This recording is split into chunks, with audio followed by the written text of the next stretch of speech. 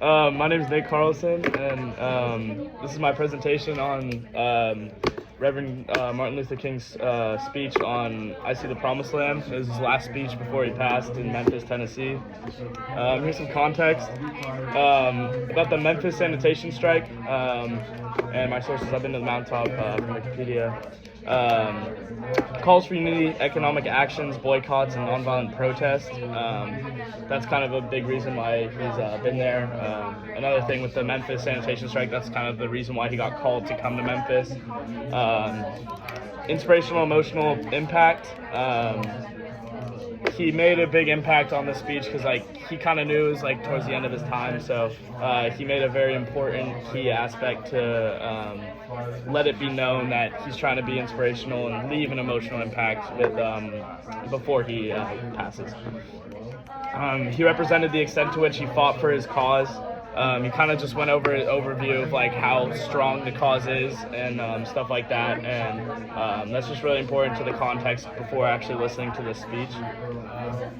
The purpose that I drew from this was informative. The quote that I chose was, if something isn't done and in a hurry to bring the colored people of the world of their long years of poverty, their long years of hurt and neglect, the whole world is doomed. He's not really trying to he's not really trying to fight for anything necessarily. He's kind of just bringing an overview of everything that he's been saying throughout his whole cause, how at this point it's up to everyone in his audience and everyone in the world to kind of continue to fight for what they believe is right. And he's saying how the world will be doomed if there's not a fix to this poverty and neglect of African American individuals. So I just thought it was really important, and that it was very informative, the entire speech, and that quote really represented what I believed. My claim, although short, I think it's really impactful. We mean business now, and we are determined to gain our rightful place in God's world. What I really picked up from this was how he's it's not really a call to action because it's not saying what to do, but it's kind of sending a message to the people that aren't part of the civil rights movement, that don't already understand what this movement is, how they're serious about what they're doing. And it's not really trying to send a sense of fear, but it's really just saying flat out, we are dedicated to what we're doing. And I just thought that was really important. And he also brought the aspect of his faith in God and stuff like that. And I just really thought that was a really good representation of his claim in this specific speech. My first quote is pathos. I'm not going to read the whole quote because it's quite long, but it's basically when he got stabbed. He brings up when he got stabbed when he was signing his first book he ever wrote by a woman who was black as well, and how all the letters he got from that, whether it be from the president, the vice president, and other important people, how the one that stood out the most to him was a white girl from a high school.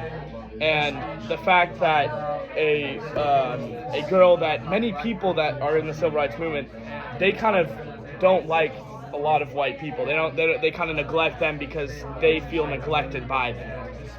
And by stating how the most impactful letter that was written to him was from a white girl saying, "I'm glad you didn't die. I'm so happy that you didn't sneeze," which is just something that's humorous but also very, very impactful, that it really can bring out an emotional appeal from the audience that someone that he would feel neglected from usually is leaving such a positive impact on him. It's really something that can bring an emotional aspect to the people that are considering following his movement.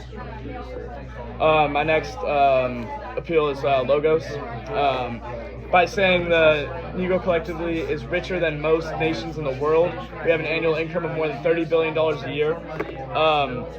That logical appeal, by using the statistics and all that stuff, we're not sure. He doesn't provide a source of that stuff, but his confidence in the way that he said that, it helps bring that appeal towards the audience that, wow, we are strong, and black people can truly have such an impact on the world if we let it in. And that wouldn't be possible without providing a statistic or a analysis that's truly beneficiary to what he's claiming, more so than a ethical appeal or a emotional appeal. This really provides the proof that is needed when making a claim. And my first is parallel language right here for my key devices. And it's now we're going to march again, and we've got to march again. What really stood out to me for this was by saying we're going to and we got to.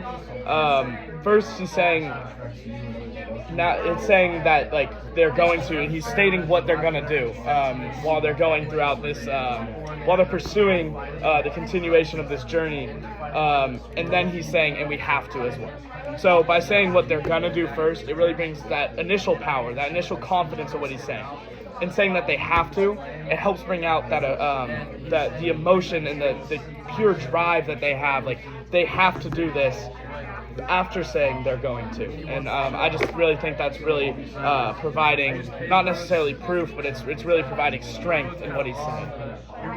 My next device is repetition, which is another powerful one, where by saying somewhere I read, this kind of really brings, and also the amount of times it says freedom, I didn't even really point that out, but by saying somewhere I read so many times over and over and over again, it kind of puts in the reader's mind. When a reader's listening, or the audience is listening to the speeches that he's saying, a lot of times when he's saying something, it kind of goes over their head. But by constantly saying somewhere I read, it makes the reader really like kind of lock in and say like, oh, he's saying that again. He's saying somewhere I read again. So it's kind of bringing the importance that they need to continue listening to the speech, listening to these important parts. By hearing somewhere I read 4 times, the reader won't just go over the reader's head. Like, they're hearing it multiple times of what he's saying. So by saying that, he can say important things after, and I just think that's really powerful when speaking, and in specific, the way that Dr. King speaks. My next key device is a metaphor.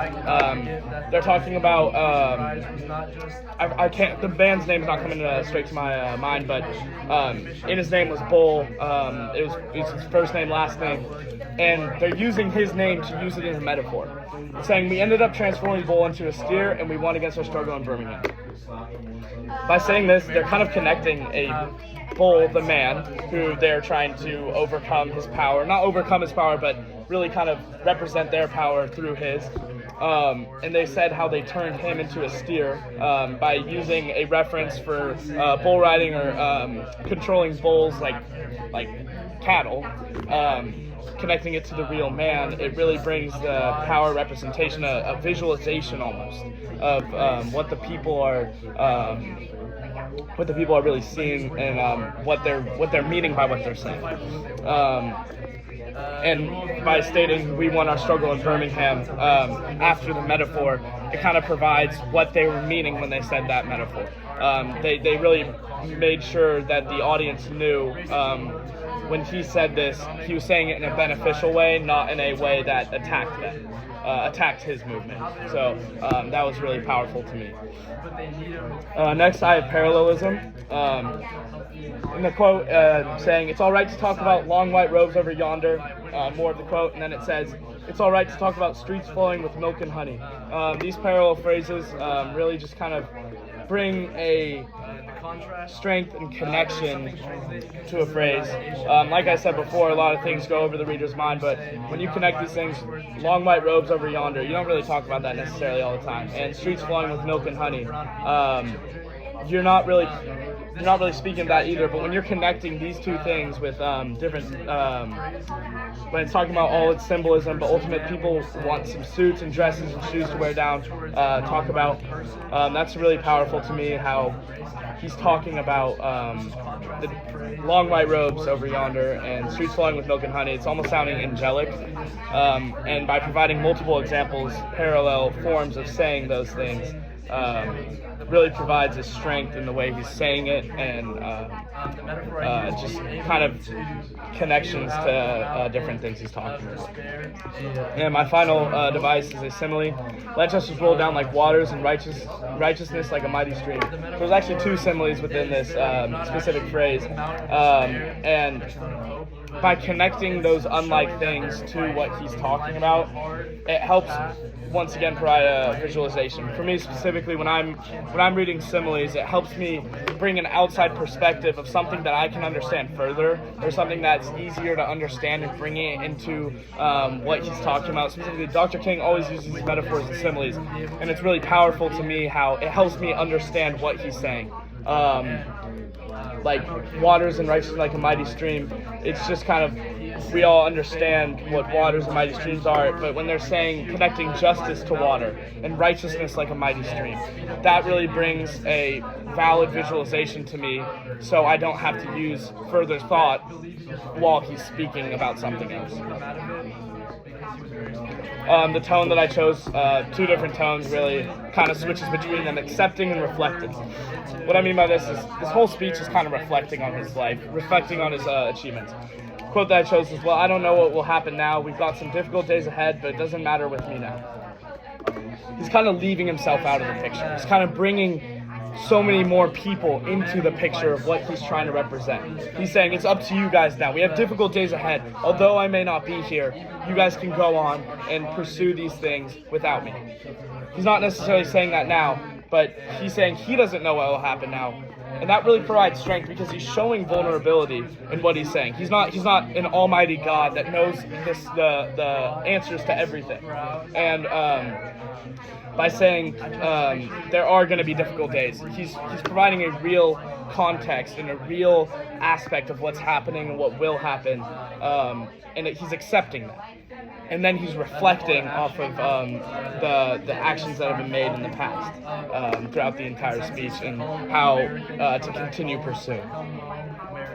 My call to action, the quote I chose is, now, what does this all mean in the great period of history? It means that we've got to stay together. We've got to stay together and maintain unity. This is really powerful to me, because without unity through what they're going through, without staying together and striving through the challenges of civil rights together, the movement will go nowhere. And this kind of reflects to his tone as well, how he's accepting that he will not be here forever. He will not be here to continue the unison of this group of people, this movement.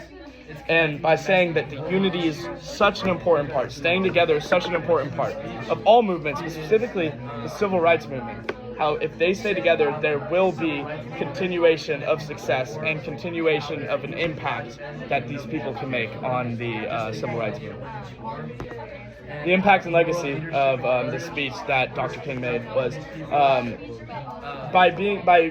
the speech being rooted by biblical references. It blends urgency and maintaining the call to action. So his call to action, the urgency aspect of this, once again, he's letting himself he shows the weaknesses within himself. By showing an urgency, he's showing that, yes, we still need help, but he's maintaining that call to action of making sure there's unity.